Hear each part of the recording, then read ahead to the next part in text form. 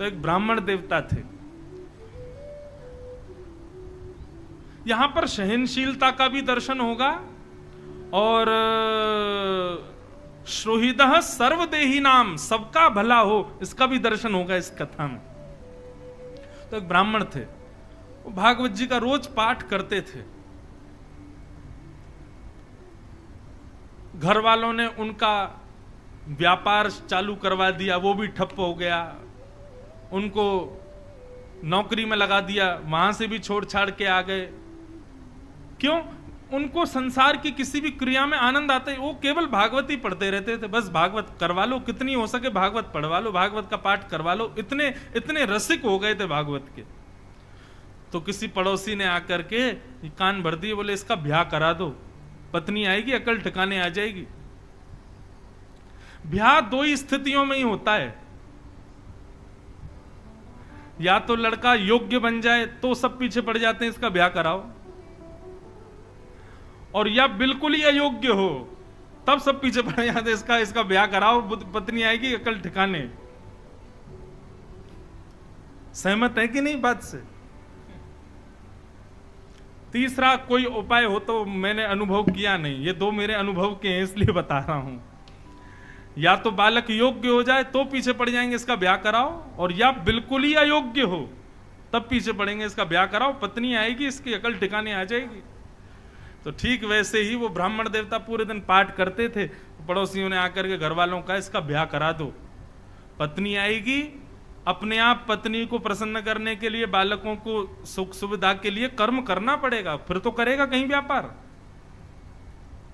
ब्याह हो गया, लेकिन ब्याह के बाद भी उनकी स्थिति बदली नहीं।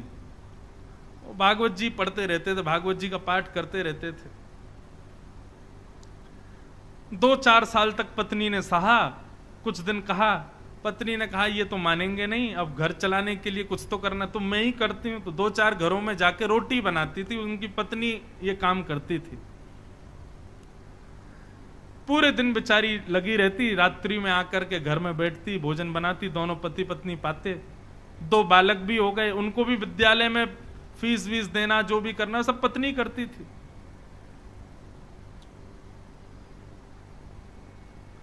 एक दिन उस ब्राह्मण के घर पर कुछ संत पधारे, और संत भी ऐसे समय पर आए जिस समय पर घर का पूरी प्रसादी भोजन सब समाप्त हो चुकी थी, सब पा चुके थे। प्राचीन काल में, प्राचीन भारत में संतों को घर में आने के लिए अनुमति नहीं लेनी पड़ती थी। संत जब जिसके यहां जाना चाहे पहुंच जाते थे, और जिनके घर पहुंचते थे वो अपने धनभाग्य मान करके उनको भोजन वगैरह पवाते थे, खुद छत पे सोते थे, उनको कमरों में सुलाते थे। ये प्राचीन भारत था, अब का भारत नहीं है। अब तो संत पहुंच जाएं, फोन करें, अरे भैया हम तुम्हारे नगर में आए, बोले हम तो सब बाहर हैं, छुट्टी मनाने गए महाराज जी, आपको पहले बताना चाहिए था, 1 हफ्ता पहले फोन करते तो हम करते कोई व्यवस्था। अब आप एंड टाइम पे फोन करोगे, हम भी कोई फ्री थोड़ी बैठे हैं। अब का भारत अलग है।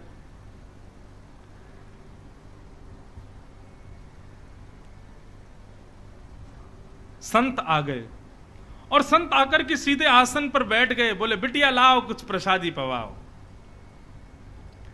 अब प्रसादी तो कुछ थी नहीं, और कभी रसोई में जाए, कभी कहीं जाए, कभी कुछ करे, कभी कुछ करे, कोई योग्य कुछ भी साधन नहीं मिला। तो बार बार बिटिया को इधर से उधर भागते देख संत समझ गए कि हम गलत समय पे आ गए हैं, यहां पे अभी कोई व्यवस्था है नहीं। संत उठ गए, उठ करके बोले बिटिया महादेव की इच्छा होगी तो फिर कभी आएंगे, हाँ अभी चलते हैं। और प्रणाम करके सब चले गए। ब्राह्मण की पत्नी बहुत निराश हो गई। क्यों? बोले आज तक मैं सह रही थी अपने पति के सब भावों को, ये कुछ नहीं करते, मैं सब जानती हूं, भागवत जी का पाठ ही इनका सर्वस्व है, मैं सब जानती हूं, लेकिन आज महात्मा हमारे घर आए और हम उनको कुछ पवा ना सके, ऐसी स्थिति तो मुझे स्वीकार नहीं थी। आज यदि मेरे पति भी कुछ काम करते, घर में थोड़ा धन होता, अनाज होता, भोजन ज्यादा होता तो उनको पवाती। अब अकेली मैं नारी, पति को भी खवाऊं, बच्चों को भी खिलाऊं, खुद भी खाऊं, कहां तक चलाऊंगी घर को? पूरे दिन बस भागवत जी पढ़ते रहते हैं, कुछ करते धरते हैं नहीं। आज पत्नी को क्रोध आया और भीतर कमरे में गई तो पंडित जी वही भागवत जी का पाठ कर रहे थे प्रसन्न मुद्रा में। पत्नी बोली पूरे दिन इसी को पढ़ते रहते हो, क्या दे दिया भागवत ने हमको? अरे कुछ नहीं दिया तब भी स्वीकार था, लेकिन आज संत भूखे चले गए हमारे घर से और तब भी आप इस भागवत को लेकर के बैठे हैं। पत्नी ने भागवत जी की पोथी उठाई और ब्राह्मण के सिर पर ही मार दी। बोले इसको लीजिए और निकलिए घर से, मैं अकेली चला लूंगी घर को। यही भागवत तुम्हारा सर्वस्व है तो इनके साथ अकेले कहीं और रहो, यहां लौट करके मत आना जब तक मन में भाव ना आ जाए कि मुझे कुछ करना है। ब्राह्मण देवता अपनी भागवत जी को, उसके पन्ने बिखर गए थे, सब समेट करके हृदय से लगा करके रोने लगे और मनी मन विचार करने लगे, हे नाथ, मेरी पत्नी को आप साधारण पृष्ठ के रूप में दिखाई देते हो, पन्ने के रूप में दिखाई देते हो, लेकिन मैं जानता हूं ना आप प्रत्यक्ष कृष्ण हो। हे नाथ, मेरी पत्नी का कल्याण करना, यह है सुहृद सर्वदेहि नाम, सबका हित चाहने वाला। आप मेरी पत्नी का कल्याण करना, उसका मंगल करना नाथ। और अपनी भागवत जी को समेट करके गंगा किनारे चले गए और गंगा किनारे जाकर के खूब रोए, ठाकुर जी को याद कर करके, कथाओं को पढ़ पढ़ के खूब रोए। बोले मुझे इस बात का दुख नहीं कि पत्नी मुझ पर चिल्लाई, पत्नी ने मुझे गलत कहा, लेकिन मुझे इस बात का कष्ट है कि मेरी प्राण प्यारी भागवत जी को उसने इस प्रकार निरादर किया। ये साक्षात कृष्ण है। कोई बात नहीं ठाकुर जी, उसको सद्बुद्धि देना, उसका कल्याण करना। इतनी सहनशीलता, इतना समत्व और इतनी सुहृदता को देख करके ठाकुर जी रह नहीं पाए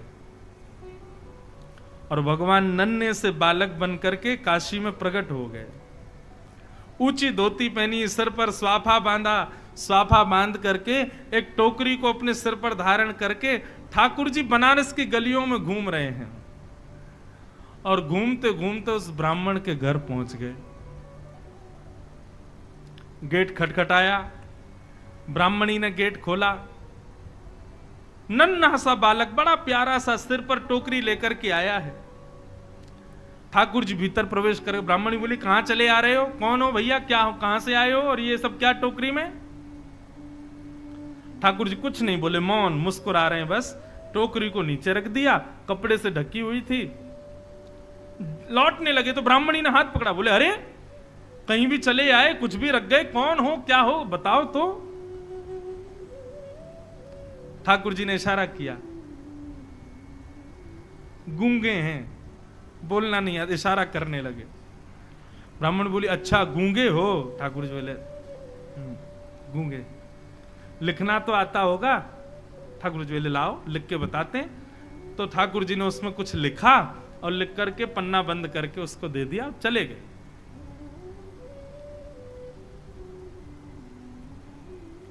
ठाकुर जी ने क्या लिखा था कि आपके पति, जो भी उनका नाम, वे मेरे यहां मजदूरी करते हैं और आज से नहीं, बचपन से मेरी मजदूरी कर रहे हैं, लेकिन आज तक उन्होंने अपना वेतन मुझसे नहीं लिया है।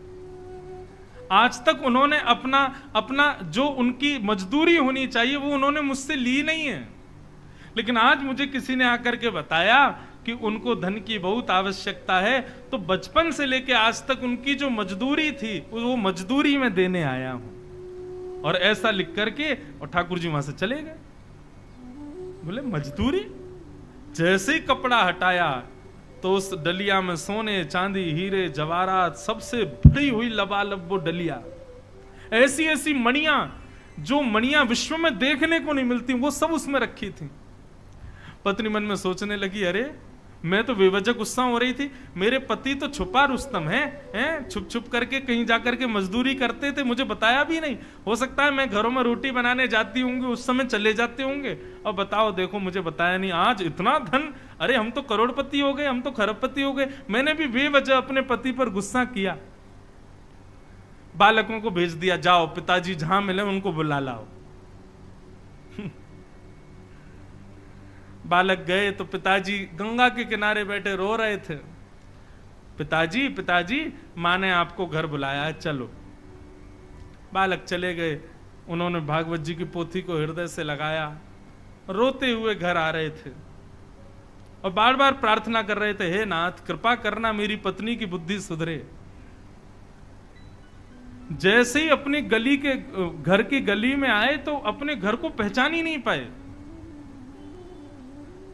क्यों? आज तो घर का स्वरूप ही बदल गया।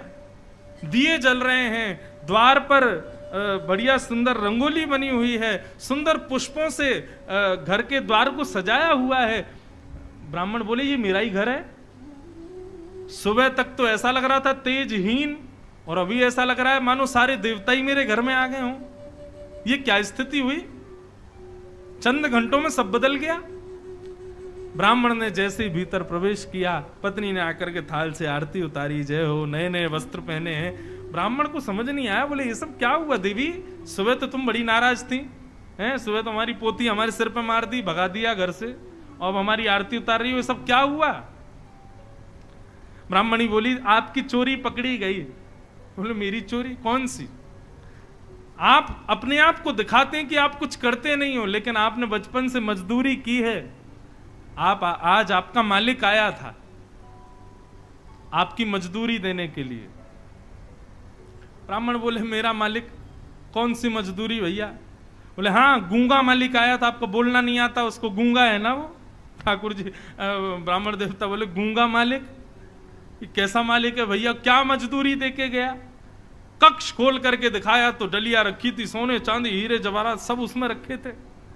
बोले देवी मेरा कोई मालिक नहीं है, ये मेरी कोई मजदूरी नहीं, मैं कुछ नहीं करता, मैं तो केवल भागवत अध्ययन करता हूं। बोले आपका मालिक आया था, गूंगा मालिक, और वो बता करके गया कि आपने मजदूर। तुमको कैसे पता? वो तो गूंगा था, बोलना जानता है, तुमको कैसे पता? बोले ये पर्चा दिया।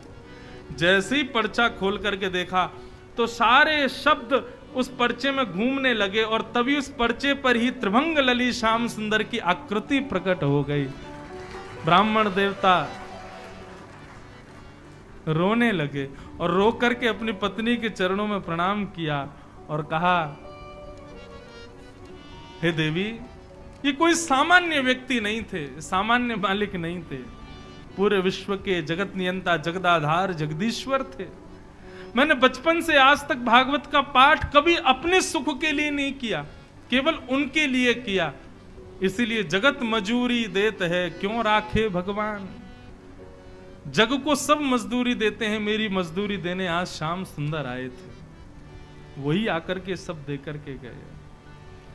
तो सहनशीलता और सबका भला चाहना, सुहृदः सर्वदेही नाम, ये गुण है। सहनशीलता, दया, सबका भला चाहना, और चौथा गुण क्या बताया गया? अजात शत्रवः, किसी से भी शत्रुता ना करना। और पांचवा गुण बताया गया शांता। ये पंच गुण जिसमें दिखाई दें मां, उसका संग करना प्रारंभ कर दीजिए। ये पंच गुण जिसके अंदर हो उसका संग करो, उसका संग आपको सुधारेगा।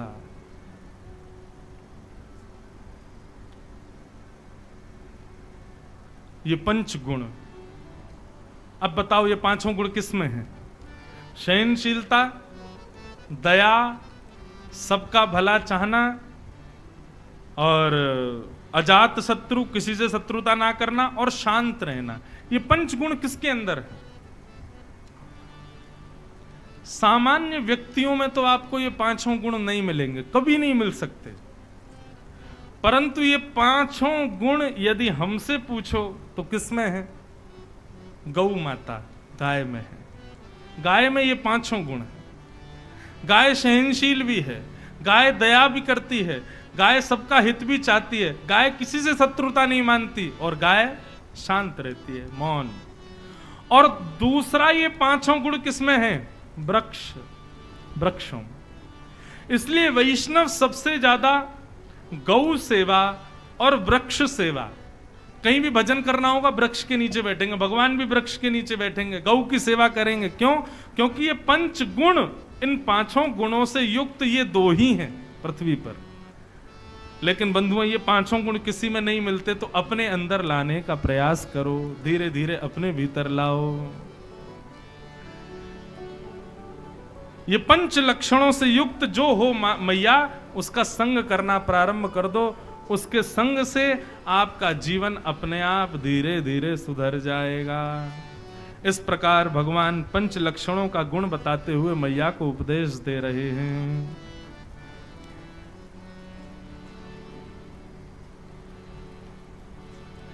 आगे मैया ने पूछा, आपका दर्शन करने जाएं तो सबसे पहले किस अंग का दर्शन करें? तो भगवान ने कहा, सबसे पहले चरणों का दर्शन करो, उसके बाद कटी भाग का, उसके बाद वक्ष का, उसके बाद मुख का। हम जाते ही पहले मुख का दर्शन करते हैं, नहीं, सबसे पहले चरणों को देखो। चरणों को देखने के बाद धीरे धीरे सर्वांगीण अंग का दर्शन करो। चरणों का दर्शन करने के बाद ही किसी अंग का दर्शन करना चाहिए। इस प्रकार भगवान ने चरण दर्शन की उपमा बताई। तत्पश्चात फिर भगवान ने 8 प्रकार के योग बताए मन को एकाग्र करने के, यम, नियम, आसन, प्राणायाम, प्रत्याहार, ध्यान, धारणा और समाधि। इन अष्टांग योगों के द्वारा मन को एकाग्र कीजिए। मन की एकाग्रता बताते हुए फिर आगे और भी कई प्रश्न किए, सबका उत्तर देते हुए भगवान ने मैया को सबके उत्तर प्रदान किए, मैया के संशय दूर किए। और अंत में भगवान ने मैया से पूछा, मैंने आपको जितने प्रश्न किए सबका उत्तर दिया, आपको क्या समझ आया, आप बताओ। तब मां ने कहा, अहो वतस्वपचो तो गरीयान यज्जिह्वाग्रे वर्तते नाम तुभ्यम ते पुस्तपस्ते जुहुवु शुष्णिरार्या ब्रह्मानुचूर्णाम गृणन्ति ये ते। वो स्वपच जाति में भक्ष भक्ष खाने वाले कुल में भी पैदा हुआ बालक क्यों ना हो, यदि वो आपका नाम गुणगान करता है, उसकी जीव पर आपका नाम विद्यमान होता है, तो आपका नाम ही उसका कल्याण कर देता है। आपके नाम में इतनी सामर्थ्य है नाथ। भगवान की नाम की प्रधानता बताते हुए मैया ने यहां पर ठाकुर जी के चरणों में प्रणाम किया और देवहूति माता सिद्धता नाम की नदी बन करके भगवत धाम को प्रस्थान करने लगे। बोलो भक्तवत्सल भगवान की, श्री कपिल भगवान की, श्री देवहूति माता की।